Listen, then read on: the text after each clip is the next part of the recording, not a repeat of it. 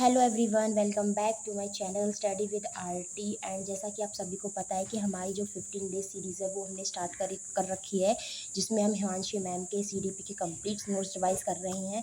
तो आज उसी का ही डे 13 है और आज डे 13 में मैं आपको जो मैंने 12 डे तक जितना भी पढ़ा है सब कुछ रिवाइज कराने वाली हूँ।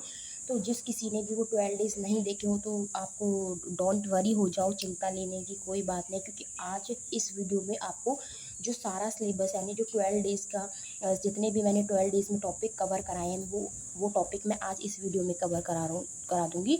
तो आप इस वीडियो के एंड तक बने रहना, क्योंकि आपको इस वीडियो से काफ़ी हेल्प मिलेगी और आपके जो सीटेट का एग्ज़ाम है उसमें भी आपको इस वीडियो से बहुत सारे क्वेश्चन देखने को मिलेंगे। तो चलिए अपनी वीडियो को स्टार्ट करते हैं। तो देखिए यहाँ पे कुछ टॉपिक्स दिए गए हैं जो आपके सीडीपी के टॉपिक्स हैं और इनमें से सीटेट यानी यही जो इतना ही आपको टॉपिक करना होता है सीडीपी में, यानी इन टॉपिक से बाहर कुछ भी नहीं आता। तो हम देखते हैं, जैसा कि आपका वृद्धि ए विकास एंड चाइल्ड एंड डेवलपमेंट है, वृद्धि है, डेवलपमेंट है, स्टेजेस ऑफ डेवलपमेंट है, प्रिंसिपल ऑफ डेवलपमेंट है, प्रिंसिपल ऑफ डायरेक्शन है, इंडिविजुअल डिफरेंस है, बेसिस ऑफ इंडिविजुअल डिफरेंस है, मोटिवेशन है। तो आज हम आपका कॉन्सेप्ट ऑफ आईक्यू यानी इतने टॉपिक आज हम इस वीडियो में कवर करेंगे, क्योंकि ज़्यादा टॉपिक नहीं हो पाएंगे, क्योंकि मैं ज़्यादा जो वीडियो को लंबी नहीं बनाना चाहती। तो इतने टॉपिक्स हम आज इस वीडियो में कवर करेंगे और बाकी के टॉपिक हम नेक्स्ट वीडियो और फिर थोड़े से टॉपिक नेक्स्ट वीडियो यानी इन टॉपिक से रिलेटेड हम 3 वीडियो बनाएंगे, जिसमें हम टुकड़े कर करके सारे टॉपिक्स को रिवाइज करेंगे। तो आज जो ये वीडियो है इसमें हम सिर्फ आपके कॉन्सेप्ट ऑफ आईक्यू इस टॉपिक तक ही हम इस वीडियो में कवर करेंगे। तो चलिए स्टार्ट करते हैं। तो देखिए, बाल विकास शिक्षण शास्त्र एंड जो आपका फर्स्ट टॉपिक है वो है ग्रोथ एंड डेवलपमेंट, वृद्धि एवं विकास। तो जैसा कि आप सभी को पता है कि विकास एक ऐसी प्रक्रिया है जो निरंतर चलती रहती है, यानी कंटिन्यूस प्रोसेस है। विकास में कोई रुकावट नहीं आती। जब तक आपकी मृत्यु होगी तब तक आपका जो विकास है वो होता रहता है और विकास में आपके गुणात्मक और परिणात्मक दोनों परिवर्तन शामिल होते हैं। अब बात करते हैं ये गुणात्मक क्या होता है और परिणात्मक क्या होता है। तो गुणात्मक वो परिवर्तन होता है जिसको आप मेज़र नहीं कर सकते, वो सिर्फ आपकी कार्य क्षमता होती है। हम आपके काम करने से पता लगा सकते हैं कि आपकी कितना विकास हुआ है या फिर आप उस कार्य को कितने अच्छे तरीके से कर सकते हो। और परिणात्मक या फिर मात्रात्मक, परिणात्मक को हम मात्रात्मक भी बोलते हैं। और जो ये परिवर्तन होता है ये वो परिवर्तन होता है जिसको मेज़र कर सकते हैं, जैसे कि आपकी हाइट, वेट, शेप। कि आपकी हाइट पहले 5 फुट थी, अब 6 फुट हो गई। पहले आपका वेट 50 किलो था, अब 100 किलो हो गया। पहले आपकी शेप थोड़ी सी पतली सी थी, अब आपकी शेप थोड़ी मोटी हो गई या फिर आपकी शेप चेंज हो गई। तो जिन परिवर्तनों को हम देख सकते हैं उनको परिणात्मक कहते हैं या फिर मात्रात्मक कहते हैं, और जिनको हम नहीं देख सकते, जिनको मेज़र करना आसान नहीं है, उनको हम गुणात्मक कहते हैं। इनको हम मेज़र नहीं कर सकते, इनका हम आकलन कर सकते हैं, असेसमेंट कर सकते हैं। तो आई होप आपको गुणात्मक और परिणात्मक भी समझ में आ गया होगा। सतत चलने वाली का मतलब है जो कंटिन्यूस चलती रहे, जिसका कोई एंड ना हो। एंड सिर्फ एक ही हालात में होगा, जब आपकी मौत हो जाएगी। मौत के बाद तो आपका विकास होगा ही कैसे। अब यहाँ पे हम पढ़ेंगे विकास के कुछ टाइप्स हैं या फिर ब्रॉड डोमेन्स बोल दो आप डेवलपमेंट के। तो आपको इस ट्रिक से याद करना है कि PCSE। पी से आपका physical development, cognitive development, social development और इमोशनल डेवलपमेंट। फिजिकल डेवलपमेंट आपकी शरीर से जुड़ा हुआ होता है, जो आपके शरीर में चेंज होता है, यानी फिजिकल्स मूवमेंट आता है, यानी फिजिकल्स चेंज आते हैं, वो आपके फिजिकल डेवलपमेंट में है। और कॉग्निटिव डेवलपमेंट में आके जो माइंड से जुड़ी हुई, थिंकिंग से जुड़ी हुई जितनी भी चीज़ें आती है वो कॉग्निटिव डेवलपमेंट में आती है। सोशल डेवलपमेंट आपका समाज से रिलेटेड है कि आप समाज में कैसे रहते हो, कैसे बोलते हो, कैसे उठते हो, कैसे बैठते हो। क्योंकि अगर आप समाज में रहते हो तो आपको समाज के तौर तरीके को का भी पता रहना चाहिए। और इमोशनल डेवलपमेंट होता है जो आपके संवेग होते हैं, यानी आपके इमोशंस होते हैं कि आप कैसा इमोशंस आपके अंदर है। अगर आप किसी को दुखी देख रहे हो तो आप कैसा फील करोगे, किसी को सुख देख रहे हो तो आप कैसा फील करोगे, यानी इमोशंस जो होते हैं वो आपका इमोशनल डेवलपमेंट होता है। और ये जितने भी डेवलपमेंट हैं यानी 1 2 3 4 ये चारों की चारों एक दूसरे से इंटरलेटेड हैं, यानी ये एक दूसरे से बंधे हुए हैं। अब बात करते हैं, हाँ, तो अब बात करते हैं हम फिजिकल डेवलपमेंट की। जो फिजिकली मूवमेंट होता है, जैसे कि आपकी हाइट, वेट, शेप, साइज़, यानी इन सभी में डिफरेंट होना, आपका डिफरेंस होना कि आपकी हाइट पहले कम थी अब ज़्यादा हो गई, वेट कम था ज़्यादा हो गया, साइज़ भी आपका इंक्रीज़ हुआ, शेप भी आपकी इंक्रीज़ हुई। तो ये फिजिकल डेवलपमेंट में आ जाते हैं। और यहाँ पे हम जो मोटर डेवलपमेंट है वो भी फिजिकल डेवलपमेंट में ही है। और मोटर डेवलपमेंट के आपको 2 टाइप्स देखने को मिलेंगे।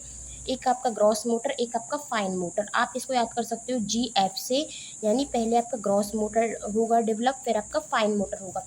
ग्रॉस मोटर वो होता है जिसको स्थूल गतिक कौशल कहते हैं हिंदी में, फाइन मोटर को सूक्ष्म गतिक कौशल कहते हैं।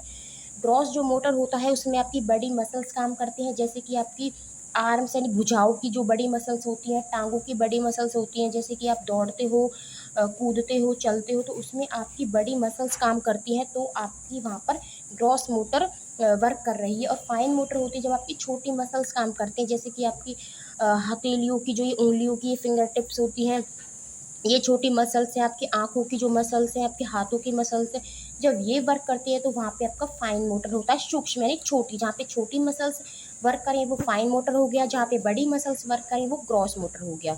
अब बात करते हैं फाइन मोटर के कुछ एग्जाम्पल हैं, जैसे कि आपका ड्राइंग करना, पेंटिंग करना, राइटिंग करना, काजल लगाना, क्योंकि काजल लगाने में हमारी फिंगर टिप यूज़ होती है, यानी जो हाथों की जो छोटी मांसपेशियाँ वो वर्क कर रही हैं, तो वहाँ पे आपका फाइन मोटर स्किल्स आएगा। जैसे कि एक क्वेश्चन भी आया था कि क्या नाम था, निशा, निशा नाम कर दो कि निशा अपनी दादी के लिए सुई में धागा पिरो रही है, तो उसमें उसकी कौन सी स्किल्स काम कर रही है, फाइन मोटर है या ग्रॉस मोटर है? तो वहाँ पे आपकी फाइन मोटर आएगी, क्योंकि वहाँ पे आपकी हाथों की जो ये फिंगर टिप्स है, क्योंकि ऐसे धागा पिरोती है, आइज़ की मसल्स वर्क कर रही हैं, तो यहाँ पे वो छोटी मसल्स काम कर रही हैं, इसलिए यहाँ पे फाइन आएगा। अब बात करते हैं कॉग्निटिव डेवलपमेंट की, जो कि मेंटल स्किल से जुड़ा हुआ है, जो आपकी थिंकिंग से जुड़ा हुआ है, जो आपकी संज्ञान से जुड़ा हुआ है। इसको संज्ञानात्मक पक्ष कहते हैं। जैसे कि आपके दिमाग से संबंधित कोई भी चीज़ें थिंकिंग करना, उसमें स्टोर करना, तो आपके कॉग्निटिव डेवलपमेंट में आता है।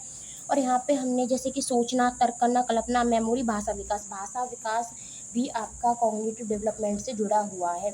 अब बात करते हैं ब्रेन की, तो ब्रेन हमने यहाँ पे 2 टाइप्स में डिवाइड किया कि एक आपका लेफ्ट ब्रेन है, एक राइट ब्रेन है। जो लेफ्ट, एल से लेफ्ट और एल से लॉजिकल, तो आप ऐसे याद रखना कि जो लेफ्ट ब्रेन होता है उसमें आपकी लॉजिकल थिंकिंग होती है, जैसे कि मैथ, साइंस या फिर कोई भी लैंग्वेज। और जो राइट ब्रेन होता है उसमें आपकी क्रिएटिविटी दिखती है, जैसे कि ड्राइंग करना, म्यूजिक, डांसिंग, ये सभी। और लैंग्वेज डेवलपमेंट आपका कॉग्निटिव डेवलपमेंट से रिलेटेड, यानी भाषा विकास आपका संज्ञानात्मक विकास से ही रिलेट करता है। आई होप आपको यहाँ तक समझ में आया होगा। अगर आपको मेरी स्पीड थोड़ी सी फास्ट लग रही हो तो सॉरी, क्योंकि ये एक रैपिड फायर है, क्योंकि मैं इन सभी टॉपिक को करा चुकी हूँ। अब सिर्फ मैं आपको तेज़ी से रिवाइज़ करा रही हूँ, जो कि आपके एग्ज़ाम टाइम में काफ़ी हेल्पफुल रहेगा। तो चलिए नेक्स्ट की तरफ चलते हैं। तो अब बात करते हैं हम आपके सोशल डेवलपमेंट की। सोशल डेवलपमेंट वो होता है जब आप समाज के अंतर्गत कुछ नियमों का पालन करते हैं, नियमों का अनुपालन करते हैं, आप समाज से जुड़ी हुई चीज़ों को अडेप्ट करते हैं। ओके, ये आपका सोशल डेवलपमेंट होता है। और जो आपका सोशलाइजेशन होता है वो भी एक लाइफ लॉन्ग प्रोसेस है, बट जो सोशलाइजेशन होता है वो आपका इन्फेंसी से स्टार्ट हो जाता है और डेथ तक रहता है। यानी इन्फेंसी टाइम वो होता है जन्म से 2 वर्ष, जब आपका जन्म होता है या फिर आप 2 वर्ष के हो जाते हो, तब से आपका सोशलाइजेशन होना शुरू हो जाता है और वो आपकी मृत्यु तक होता रहता है। अब बात करेंगे इमोशनल डेवलपमेंट की। जो रैथ्स है उन्होंने क्या कहा है, रैथ्स के अनुसार उन्होंने बोला है कि जो इमोशंस होते हैं, जो भावनाएं होती हैं, वही हमारे अंदर रंग भरती हैं। अगर व्यक्ति के अंदर एक यस जो आपके इमोशंस होते हैं, आपकी भावनाएं होती हैं, वही आपके अंदर रंग भरती हैं। अगर आपके अंदर कोई भी इमोशंस नहीं होंगे तो आप एक रोबोट बन जाओगे, रोबोट से ज़्यादा कुछ भी नहीं रहोगे। और जब आपके अंदर इमोशंस आ जाएंगे तभी आपकी लाइफ आपको वंडरफुल लगेगी, रंगीन लगेगी। तो इमोशंस का होना काफ़ी ज़रूरी होता है। और इमोशन और कॉग्निशन वो आपस में इंटर रिलेटेड हैं, यानी आपका संज्ञानात्मक और संवेगात्मक जो विकास है वो दोनों एक दूसरे से रिलेट करते हैं। अब बात आती है वृद्धि की यानी ग्रोथ की। तो आप सभी को पता है कि वृद्धि क्या होती है, जब आपको चेंजेस आपके शरीर में देखने को मिलते हैं कि आपकी हाइट बढ़ गई, आपका वेट बढ़ गया, आपकी शेप चेंज हो गई, तो वृद्धि है। और वृद्धि एक स्टेज तक रुक जाती है, यानी मैच्योरिटी तक आपकी वृद्धि रुक जाती है, क्योंकि वृद्धि एक निरंतर प्रक्रिया नहीं है। अगर जो वृद्धि है वो कंटिन्यूस होगी तो आप तो राक्षस बन जाओगे, आपके पैर इतने लंबे लंबे हो जाएंगे, हाथ इतने लंबे लंबे हो जाएंगे। तो वृद्धि लाइफ लॉन्ग प्रोसेस नहीं है, ये एक टाइम पीरियड है, लिमिटेड टाइम पीरियड है, जो कि मैच्योरिटी के बाद रुक जाती है। और जो वृद्धि होती है वो आपके विकास का छोटा हिस्सा होती है। और जो परिपक्वता है अनुवांशिकता से संबंधित, जो मैच्योरिटी है वो आपके अनुवांश यानी हेरिडिटी से संबंधित रखती है। और आपको वृद्धि में मात्रात्मक परिवर्तन देखने को मिलेंगे। मात्रात्मक मतलब जिनको मेजर किया जा सके, जो मेजरेबल हों। अब बात करते हैं आपके स्ट्रक्चर चेंज की। स्ट्रक्चर चेंज होता है जैसे कि आपका छोटा होना, मोटा होना, पतला होना, आपके आकार में वृद्धि होना, छोटा वो ही है इसमें स्ट्रक्चर चेंज में। अब बात करते हैं विकास में हम सभी हिस्सों को माप नहीं सकते। ये तो एकदम राइट बात है कि विकास के हम सारे हिस्सों को माप नहीं कर सकते। विकास का हम आकलन कर सकते हैं, असेसमेंट कर सकते हैं, मापा तो केवल वृद्धि को जाता है। और वृद्धि एक समय के बाद रुक जाती है, जबकि विकास गर्भ से कब तक होता है। वूम टू टूम जो विकास है आपका वो वूम टू टूम चलता है। वृद्धि को एक यूनिट केजी, यानी हम वृद्धि को नाप सकते हैं, या तो वो यूनिट के हिसाब से नाप सकते हैं या फिर केजी, इंच, सेंटीमीटर यानी आदि के तहत हम वृद्धि को माप सकते हैं। जबकि विकास के हर पहलू को नहीं मापा जाता। विकास का केवल आकलन यानी विकास का हम केवल असेसमेंट कर सकते हैं। चेस खेलना विकास, जैसे कि आप खेल रहे हो, चेस खेल रहे हो, तो वो एक विकास का हिस्सा है, क्योंकि आपके चेस खेलने से आपकी मानसिक जो आपका माइंड है उसकी पता चलेगा कि बच्चे का माइंड कितना है, बच्चे में कितना माइंड है, क्योंकि चेस खेलने में ना आपका माइंड बहुत ज़्यादा यूज़ होता है। वही लंबाई बढ़ना वृद्धि का एक हिस्सा है। अगर आपकी लंबाई बढ़ रही है, आपकी ग्रोथ बढ़ रही है, तो वो वृद्धि तो है। आई होप आपको वृद्धि और विकास एकदम से समझ में आ जाएगा, मतलब आ गया होगा, क्योंकि यहाँ पे भी वो ये तो बार बार मैं से नहीं करा रही। आपके लिए इतना ही काफ़ी है वृद्धि और विकास के बारे में जानने को। अगर आप देखना चाहते हो तो यहाँ पे डिफरेंस देख सकते हो कि वृद्धि और डेवलपमेंट यानी ग्रोथ और डेवलपमेंट में क्या अंतर है। मात्रात्मक या परिमाणात्मक परिवर्तन होते हैं, इसमें परिमाणात्मक के साथ साथ गुणात्मक परिवर्तन भी होते हैं। वृद्धि सामान्यतः शरीर परिवर्तन से संबंधित यानी शरीर में परिवर्तन होगा, और जबकि विकास में आपका शारीरिक विकास भी होगा, मानसिक, व्यवहारिक, जो भी हमने पढ़ा है पीसीएससी में। वृद्धि का मापन सही से किया जा सकता है, क्योंकि वृद्धि आपकी एक नैरो है और विकास आपका व्यापक है, यानी विकास ब्रॉड वो है और वृद्धि आपकी नैरो, तो इसलिए हम वृद्धि का मापन कर सकते हैं, बट विकास का मापन करना बहुत ही कठिन है। इसमें संरचनात्मक परिवर्तन शामिल होते हैं और एक समय के बाद रुक जाते हैं, जो कि मैंने अभी बताया कि जो वृद्धि है वो एक टाइम के बाद रुक जाती है, यानी मैच्योरिटी के बाद रुक जाती है, बट जो विकास है, डेवलपमेंट है, वो आपका लाइफ लॉन्ग होता रहता है। वो तब विकास आपका तब एंड होगा जब आपकी मृत्यु हो जाएगी, नहीं जब तक आपका जन्म है से, और आपकी यानी जन्म से नहीं, वूम टू टूम, यानी जब आप माता के गर्भ में होते हो तभी से आपका विकास होना स्टार्ट हो जाता है। तो आई होप आपको ग्रोथ और डेवलपमेंट का जो कॉन्सेप्ट है वो अच्छे से समझ में आया होगा कि ग्रोथ क्या है, डेवलपमेंट क्या है। अब हम बात करेंगे स्टेजेस ऑफ डेवलपमेंट की, क्योंकि जो विकास होता है वो अलग अलग स्टेजेस पर होता है। तो सबसे पहले आपकी प्री नेटल आती है। वैसे तो ये है इन्फेंसी, अर्ली चाइल्डहुड, लेटर और एडोलेंसेंस, बट एक प्री नेटल भी होती है जो कि माँ के पेट में होती है, जो कि 280 दिन या फिर 40 हफ्ते या फिर 9 महीने की होती है, जब बच्चा माँ के गर्भ में होता है। तो वो भी तो एक स्टेज ही है, वहाँ पे भी तो आपका डेवलपमेंट होता है। अब क्योंकि वूम हमने अभी डिस्कस किया था कि वूम टू टूम डेवलपमेंट होता है, तो प्री नेटल में भी आपका डेवलपमेंट होगा, आपका विकास होगा, तभी तो बच्चा बनता है, जब उसका विकास हो रहा है 40 हफ्तों में या फिर 280 दिन में। अब बात करते हैं इन्फेंसी की। अब बात करते हैं इन्फेंसी की, यानी शैशवावस्था, जो कि जन्म से लेकर 2 वर्ष की होती है, जिसको टॉय एज कहते हैं, क्योंकि जन्म से लेकर 2 वर्ष का बच्चा खिलौनों से ही खेलेगा। ऐसा तो नहीं है कि वो भागने लगेगा, कूदने लगेगा, या बाहर भाग जाएगा, दोस्तों के साथ खेलेगा। तो वो टॉय एज हमने इसलिए बोला है क्योंकि वो घर में ही खेलता है, और हमने उसे ज्ञानेंद्रियों से सीखने की एज भी बोला है, क्योंकि जब 2 से लेके मतलब जन्म से लेके 2 साल का बच्चा रहता है तो उसे कुछ नहीं पता, सिर्फ वो अपने ज्ञानेंद्रियों से सीखता है। आंखों से देखेगा, हाथों को चलाएगा, पैरों को चलाएगा, मोटर एक्शन भी करके सीखेगा। पियाजे का कहना है कि जब इन्फेंसी टाइम होता है बच्चे का, तो वो मोटर एक्शन करता है, गति क्रिया करता है। सेंसिटिव पीरियड होता है, खतरे से भरा जो समय होता है जन्म से लेकर 2 वर्ष के बच्चे का, क्योंकि कहीं वो गिर ना जाए या फिर कोई बिजली के तारों से टच ना कर दे, क्योंकि अभी बच्चे को उतनी समझ नहीं है, तो खतरे से भरा तो वो काल है ही। और इसमें आपकी जो इन्फेंसी टाइम है, इन्फेंसी पीरियड में जो फिजिकल डेवलपमेंट और मेंटल डेवलपमेंट होता है वो बहुत ही फास्ट तरीके से होता है। तो यहाँ से आपका इन्फेंसी जो टाइम यानी शैशव अवस्था है वो खत्म होती है। अब बात करते हैं अर्ली चाइल्डहुड की, जो पूर्व बाल्यावस्था होती है, जो कि 2 से लेकर 6 वर्ष के बच्चों में होती है। इसमें क्या होता है, इसको हम प्ले एज बोलते हैं, आपका प्री गैंग एज बोलते हैं, क्योंकि बच्चा इसमें खेलना शुरू कर देता है। 2 से लेकर 6 साल का बच्चा बाहर जाके खेलता है, तो उसको प्ले एज बोलेंगे। प्री गैंग एज, क्योंकि अभी उसने गैंग नहीं बनाई, अभी वो गैंग बनाएगा, तो प्री गैंग एज बोला है। प्री स्कूल एज बोला है, क्योंकि 2 से लेकर 6 वर्ष के बच्चे अभी अच्छे से स्कूल नहीं जाते। हाँ, 1-2 बार अपने भाई बहनों के साथ चले जाते हैं, बट वो अच्छे से स्कूल नहीं जाते, तो इसलिए हमने इसे प्री स्कूल एज बोला है। और इम्पॉर्टेंट फॉर लैंग्वेज डेवलपमेंट, जो आपकी अर्ली चाइल्डहुड होती है वो लैंग्वेज डेवलपमेंट का एक समय होता है, इसी में ही आपकी लैंग्वेज डेवलपमेंट होती है, क्योंकि 2 से लेकर 6 साल का बच्चा ही बोलना सीखता है, तो हम उसमें उसकी लैंग्वेज डेवलप कर सकते हैं। और हाँ, प्रेफरेंस टू लेफ्ट हैंड या राइट हैंड। अब ये बात आती है कि जो अर्ली चाइल्डहुड होता है, 2 से लेकर 6 वर्ष का बच्चा होता है, हम ये निर्धारित करते हैं कि बच्चा अपने सीधे हाथ से लिखेगा या उल्टे हाथ से लिखेगा। तो ये जो बातें हैं वो भी आपकी अर्ली चाइल्डहुड में हो जाती है शुरू के बच्चे को कैसे लिखना है। अब बात करते हैं लेटर चाइल्डहुड की, जो उत्तर बाल्यावस्था होती है, जिसका जो समय है वो 6 से लेकर 12 वर्ष का होता है। तो ये आपकी गैंग एज होती है, स्कूल एज होती है, क्योंकि 6 से लेकर 12 वर्ष का बच्चा अच्छे से स्कूल जाने लगता है। और वो फिर अपने फ्रेंड्स भी बनाता है, फ्रेंड्स एज और गैंग एज भी होती है, स्पोर्ट एज भी होती है, बच्चा खेलता भी है, ट्रबल सम एज भी होती है। ओके, यहाँ पे पढ़ेगा, देखो जैसे कि लेटर चाइल्डहुड 6 से 12 वर्ष है, टोली एज है, गेम स्पोर्ट एज है, एलिमेंट्री स्कूल एज है, लॉन्ग टर्म फ्रेंडशिप एज, यानी बच्चे इसमें अपने फ्रेंड बना लेते हैं और वो लॉन्ग टर्म तक चलते हैं। फिजिकल डेवलपमेंट इनमें स्लो हो जाता है। ये बात याद रखने की है कि जो लेटर चाइल्डहुड है उसमें जो फिजिकल डेवलपमेंट है वो आपका स्लो हो जाता है, बट इन्फेंसी टाइम में आपका जो फिजिकल डेवलपमेंट और मेंटल डेवलपमेंट फास्ट होता है। मिथ्या परिपक्वता आ जाती है, यानी बच्चों को लगता है कि अब तो मैं बड़ा हो गया, बट अभी थोड़ी ना उसे मैच्योरिटी आई है, तो ये मिथ्या परिपक्वता है। मोटर डेवलपमेंट, हाँ इसमें मोटर डेवलपमेंट फास्ट होता है आपकी लेटर चाइल्डहुड में।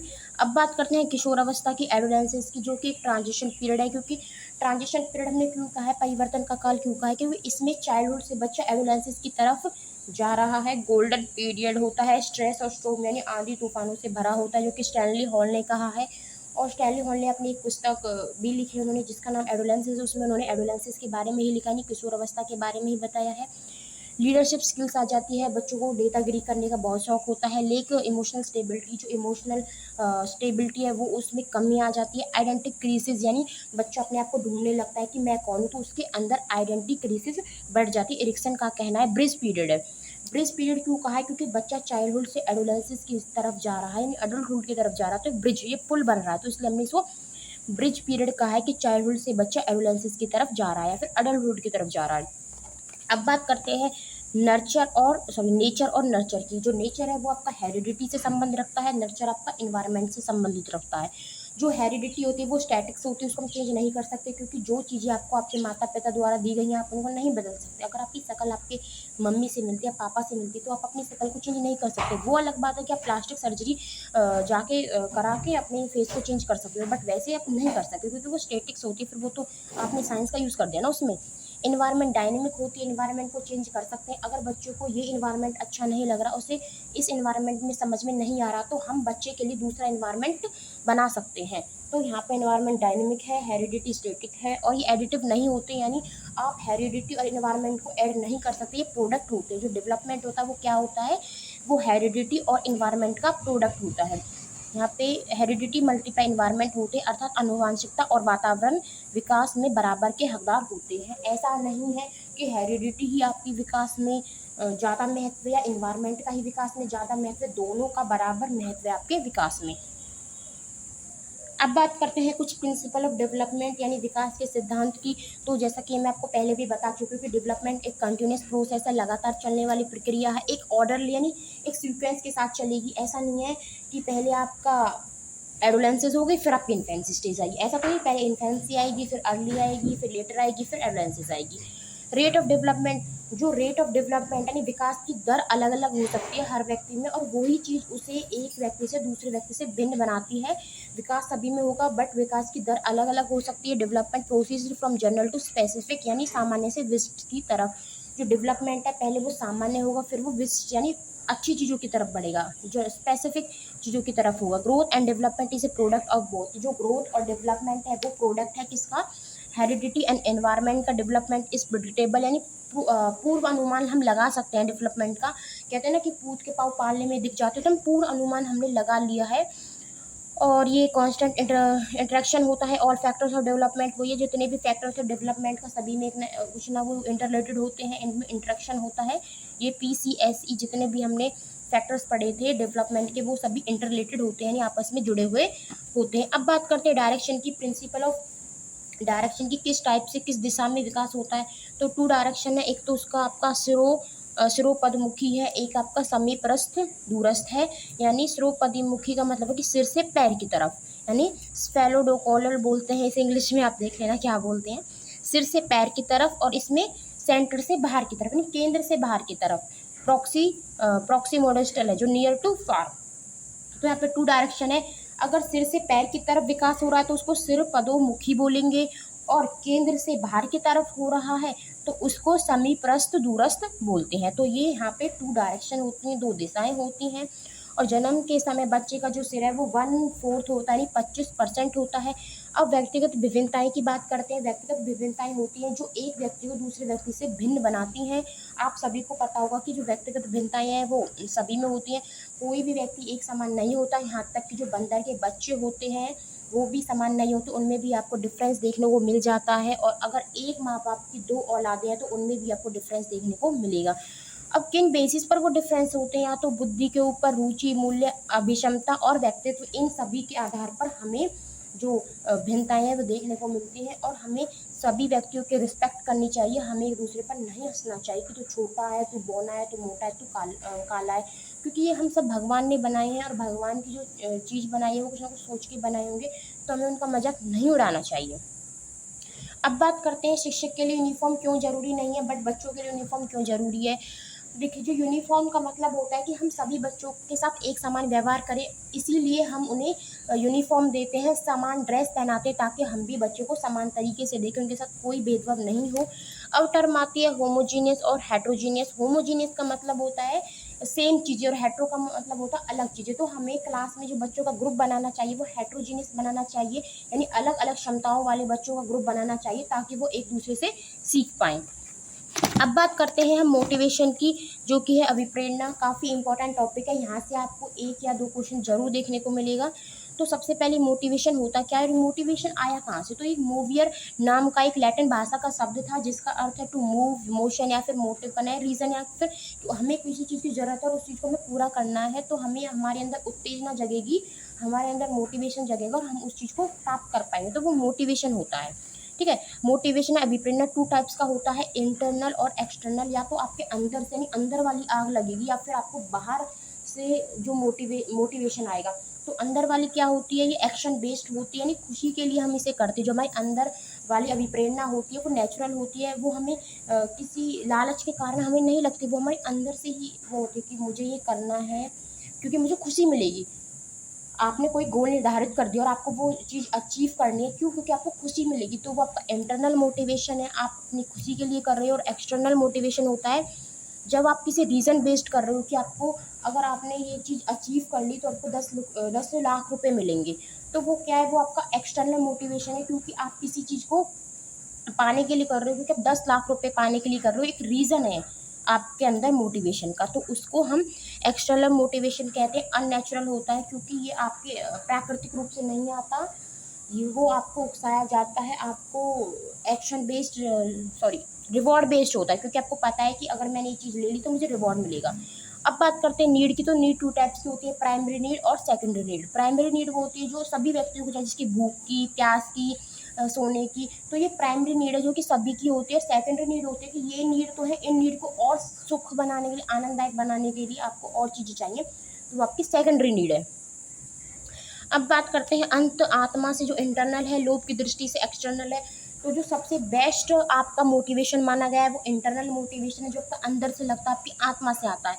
एक अमेरिकी मनोवैज्ञानिक थे B.F. स्किनर, उन्होंने क्या कहा है, उन्होंने जो अभिप्रेरणा का संबंध है एक मोटिवेशन नेशनल हाईवे की तरह होता है, कि जितना आपका अच्छा मोटिवेशन होगा, आपकी जो सक्सेस है वो भी इतनी अच्छी होगी, आप उस चीज़ को उतनी ही जल्दी प्राप्त कर लोगे। तो बच्चों में हमें इंटरनल अभिप्रेरणा को बढ़ावा देना चाहिए, ताकि जो इंटरनल मोटिवेशन है वो बच्चे का कभी ख़त्म ना हो, क्योंकि एक्सटर्नल मोटिवेशन तो जिस चीज़ के लिए हमें एक्सटर्नल मोटिवेशन हुआ है, अगर वो चीज़ हमें मिल गई तो ख़त्म हो जाएगा। तो हमें बच्चों में इंटरनल मोटिवेशन डालना चाहिए, कि अगर, क्योंकि वो क्या होता है, वो किसी रिवॉर्ड पर बेस्ड नहीं होता, वो एक्शन बेस्ड होता है।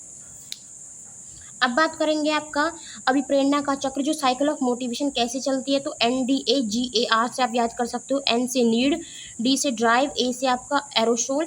अब यहाँ पे देखिए, सबसे पहले आपकी कुछ चीज़ की आपको अवस्था है, फिर आप प्रनोद होगे उस चीज़ के लिए, फिर आपके अंदर उत्तेजना जगेगी, फिर आप एक दिशा निर्धारित करोगे, फिर आप उसको उपलब्ध, यानी आप उसको अचीवमेंट कर लोगे, और अगर आपने वो चीज़ अचीव कर ली तो फिर आपकी जो उत्तेजना है वो कम हो जाएगी। तो इसी टाइप से जो साइकिल है वो चलती रहती है, कि आपको फिर नीड हुई, फिर आपने क्रोध किया, फिर उत्तेजना जगी, फिर आपने दिशा निर्धारित की, फिर आपको वो उपलब्धि मिल गई, फिर आपकी उत्तेजना कम हो गई। तो इस टाइप से जो मोटिवेशन की साइकिल है वो चलती रहती है। अब बात करते हैं मिड डे मील की। जो मिड डे मील है उसकी शुरुआत 1995 में हुई थी, और मिड डे मील का लक्ष्य क्या था, कि जो जिन बच्चों पे खाना नहीं है उन बच्चों तक खाना पहुँचे।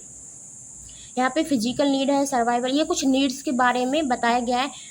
तो अब बात करेंगे हम मैस्लो के अवस्था अनुक्रम सिद्धांतों कि उन्होंने क्या क्या नीड बताई है। तो सबसे पहले उन्होंने बताई है फिजियोलॉजिकल नीड बताई, जो शारीरिक अवस्थाएं होती, जो हमारी शरीर से जुड़ी अवस्थाएं होती, जैसे कि हवा, पानी, खाना, रहना, सोना, कपड़े, ठीक है, ये सभी क्या हमारी फिजियोलॉजिकल नीड है, जो कि शारीरिक अवस्थाएं हैं, आवश्यकताएं हैं। अब बात करते हैं सेफ्टी नीड की। अगर अब हमारे पास ये नीड हमें मिल गई, यानी शारीरिक अवस्थाएं जो थी वो हमारी पूरी हो गई, तो अब हमारी सुरक्षात्मक अवस्थाएं होंगी, क्योंकि अब हमें थोड़ा सा हमें सुरक्षा भी चाहिए, जैसे कि अगर हम बीमार हो जाएं तो हमें डॉक्टर भी चाहिए, हमें हेल्थ भी चाहिए, हमें प्रॉपर्टी भी चाहिए, रिसोर्सेज भी चाहिए। फिर इसके बाद अगर हमारी ये अवस्थाएं भी हमारी पूरी हो जाती हैं, फिर हमें प्रेम व अपनातत्व की अवस्थाएं, कि हमारी कोई फ्रेंडशिप हो या फिर कोई फैमिली हो, कुछ सेंस हो कनेक्शन करने के लिए। फिर आती सम्मान की अवस्थाएं, कि भाई अब हमारी रिस्पेक्ट भी होनी चाहिए, हमारा कोई स्टेटस भी होना चाहिए। फिर आती है आपके आत्मसिद्धि की, कि हमारी सेल्फ रिस्पेक्ट भी होनी चाहिए। तो ये कुछ आपकी नीड होते हैं, बेसिक तो नहीं कहेंगे, ये आपकी 5 नीड्स हैं। जो 3 नीड है, ये आपकी डिफिशियंसी नीड है, ये आपकी बाद की नीड है। यानी सबसे प्राइमरी नीड तो यही है कि आपको फिजियोलॉजिकल नीड है, शारीरिक अवस्थाएं तो आपके पास होनी ही चाहिए। यस, अब बात करते हैं आईक्यू के आधार पर लोगों का वर्गीकरण, यानी कि classification of people on the basis of IQ, कि आईक्यू के आधार पर हम लोगों का वर्गीकरण कैसे कर सकते हैं। तो ये बुद्धि लब्धि होती है। सबसे पहले आप यहाँ से देखिए, कुछ स्केल दिया हुआ है, एक आईक्यू टेबल बोल सकते हैं। तो जो इडियट होता है उनका आईक्यू लेवल 20 से कम होता है, बिलो 20 होता है। जो एक बॉर्डर लाइन पर होते हैं उनका जो आईक्यू लेवल है वो 70 से लेके 79 होता है। एवरेज जो बच्चे होते हैं उनका आईक्यू लेवल 90 से 109 होता है। मोर देन 50% बच्चे इसी में पाए जाते हैं, एवरेज में ही पाए जाते हैं। जो जीनियस होते हैं, जिनको गिफ्टेड चाइल्ड बोला जाता है, उनका आईक्यू लेवल 140 से ऊपर होता है, या फिर 130 प्लस भी हम उन्हें कह सकते हैं। अब जो इंटेलिजेंसी शब्द है, उसकी उत्पत्ति भी लैटिन भाषा के इंटेलिजर से हुई है, जिसका अर्थ है टू अंडरस्टैंड, है किसी चीज़ को समझना। इंटेलिजेंसी हेरिडिटी से अधिक प्रभावित होती है। Intelligence is the ability to reason. अगर कोई पूछे कि जेंसी की फुल फॉर्म तो नहीं, इंटेलिजेंस का मतलब क्या है, what is meaning by intelligence, तो intelligence is the ability to reason, adapt and learn. अब बात करते हैं आईक्यू के कॉन्सेप्ट की। तो आईक्यू का जो कॉन्सेप्ट था वो सबसे पहले किसने दिया था, वो विलियम स्ट्रीम ने दिया था आपका 1912 में, आईक्यू का कॉन्सेप्ट। और यहाँ पे एक आईक्यू का फॉर्मूला है, जिससे हम बच्चों में आईक्यू लेवल फाइंड कर सकते हैं, बच्चों का आईक्यू लेवल। तो फॉर्मूला है आपका मानसिक आयु अपॉन में वास्तविक आयु मल्टीप्लाई 100। यानी मानसिक आयु उनकी वो होती है कि बच्चे का दिमाग है वो किस तरीके से वर्क करता है। यानी अगर मान लो 10 साल का बच्चा है और उस बच्चे का दिमाग 12 साल के बच्चे की तरह काम कर रहा है, तो उसका आईक्यू लेवल कितना होगा। तो वास्तविक आयु तो उसकी 10 साल है, और उसका जो दिमाग है वो 12 साल के बच्चे की तरह काम कर रहा है, तो 12 उसकी मानसिक आयु हो गई। मल्टीप्लाई 100, 10 से 10 कैंसल, और 12 की हम 100 से मल्टीप्लाई करेंगे तो 120। तो उसका जो आईक्यू लेवल है वो 120 हुआ। अब आपको चेक कर सकते हो कि 120 आपका वेरी सुपीरियर में आता है, क्योंकि 120 से लेके 139। अब बात करते हैं जो फर्स्ट इंटेलिजेंसी टेस्ट है, पहला बुद्धि परीक्षण किसने लिया, तो एल्फर बाइटन ने एंड थियोडे सियोमन ने जो पहला बुद्धि परीक्षण था वो लिया था। क्योंकि पहले ये आईक्यू का फॉर्मूला नहीं था, क्योंकि आईक्यू का फॉर्मूला है वो आपका 1916 में आया है, जो कि लुई टर्मन ने दिया है। तो 1916 से पहले नहीं, ये 1905 की बात हो रही है। तब आईक्यू लेवल चेक करने के लिए, बच्चों का आईक्यू लेवल चेक करने के लिए टेस्ट लिए जाते थे। उन टेस्ट के बेस पर ही हम बच्चों का आईक्यू लेवल डिसाइड करते थे कि उन बच्चों का कितना आईक्यू लेवल है। बट जैसे ही 1916 में लुई टर्मन ने ये आईक्यू का फॉर्मूला दे दिया, फिर उस फॉर्मूले से हम बच्चों का आईक्यू लेवल चेक करते थे। तो यहाँ पे आईक्यू का जो कॉन्सेप्ट है वो विलियम स्ट्रीम ने दिया है 1912 में, और 1908 में जो मेंटल एज का कॉन्सेप्ट है वो एल्फर बाइटन ने दिया है। तो आज का टॉपिक इतना ही। हमने कहा था कि हम इतने ही टॉपिक कवर करेंगे आज की वीडियो में, और आईक्यू कॉन्सेप्ट तक हमारे टॉपिक कवर हो गए हैं। आई होप आपको ये वीडियो पसंद आई होगी और आपके लिए वीडियो हेल्पफुल साबित हुई होगी। अगर आपके लिए वीडियो हेल्पफुल रही है और आपके थोड़े बहुत भी काम आए, तो वीडियो को लाइक करना, शेयर करना एंड कमेंट करना, और साथ ही साथ आप चैनल को सब्सक्राइब भी कर सकते हो। Then bye and best of luck for CTET exam.